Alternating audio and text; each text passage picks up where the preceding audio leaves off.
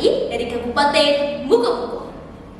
Pada kesempatan kali ini, saya, Wafika Khairani, akan menceritakan sebuah dongeng yang berhubungan dengan tari gandai. Nah, teman-teman, kisah ini ditulis oleh salah satu siswi SMP Negeri 3 Mukomuko yang bernama Jihan Makaila Putri. Teman-teman, simak kisahnya baik-baik ya. Di Kabupaten Mukomuko, tepatnya di Desa Air Dikit, hiduplah seorang gadis yang bernama Rani. Ia adalah anak yang cerdas, aktif, dan memiliki rasa ingin tahu yang sangat tinggi. Namun, ada satu hal yang menarik dari dirinya. Ia adalah cucu dari Mak De, salah satu penari gandai legendaris yang dikagumi oleh masyarakat Air Dikit. Foto-foto muda Mak Nur dengan selendang warna-warni terpajang di ruang tamu. Setiap tamu yang datang selalu mengingatkan, Rani, darah penari gandai mengalir di tubuhmu. Jangan pernah lupakan warisan itu ya. Walaupun sebagian dari mereka sudah tidak ada, mereka terus mendampingimu. Sayangnya bagi Rani, tari gandai tampak seperti cerita lama. Anak-anak seusianya lebih suka mendengarkan musik pop, meniru gerakan modern dari YouTube, atau meniru gerakan artis Korea. Tari gandai dengan musik yang monoton menurut Rani jauh dari kata menarik.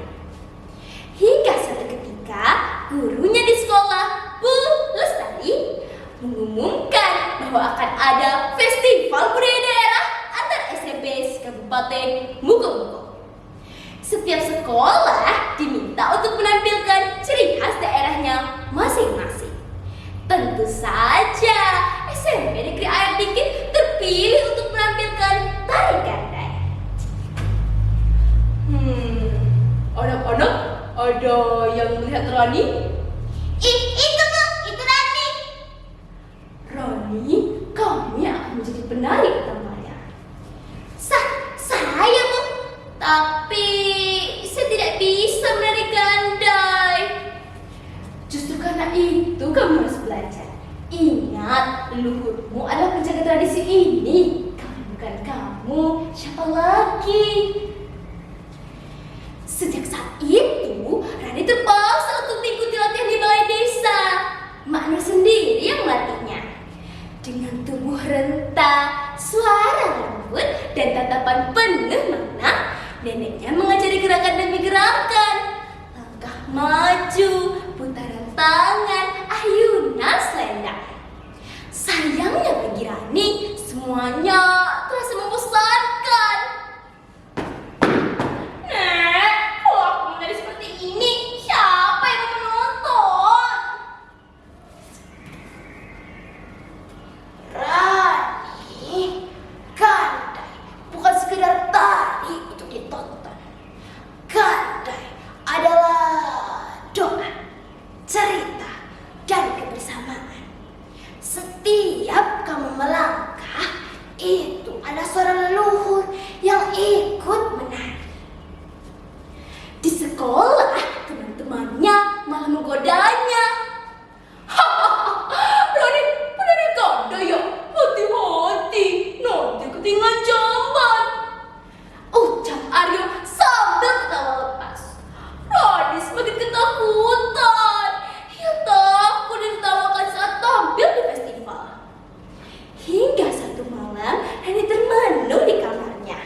Namun, karena ia tidak ingin termenung, ia memutarkan musik dance di ponselnya dan mulai menari.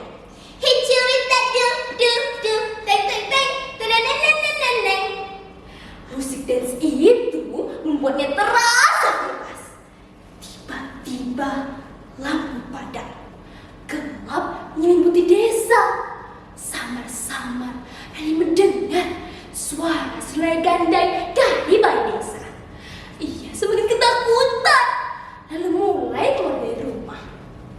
Di balai desa yang kosong, Rani melihat samar-samar bayangan penari muda dengan pakaian tradisional.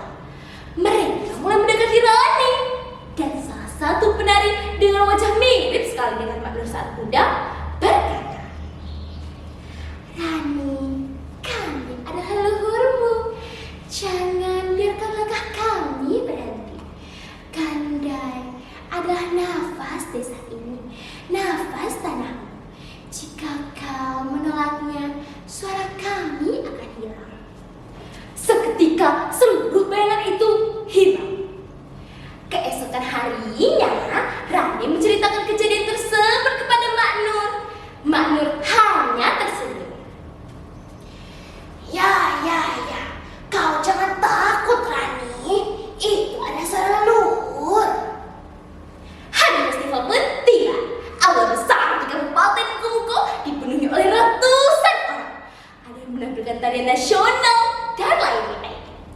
Hingga tiba giliran SMP Negeri Air Bukit. Rani masih diliputi keraguan. Ia memegang selendang pemberian Mak Nur. Duk-duk, jantungnya berdegup kencang. Lampu sorot menyinari panggung. Rani dan keempat penari lainnya mulai berjalan ke tengah. Awalnya kakinya kaku, tangannya gemetar. Namun, Rani teringat perkataan leluhur di balai desa. Ia mulai memejamkan mata, merasakan irama serunan dan membuat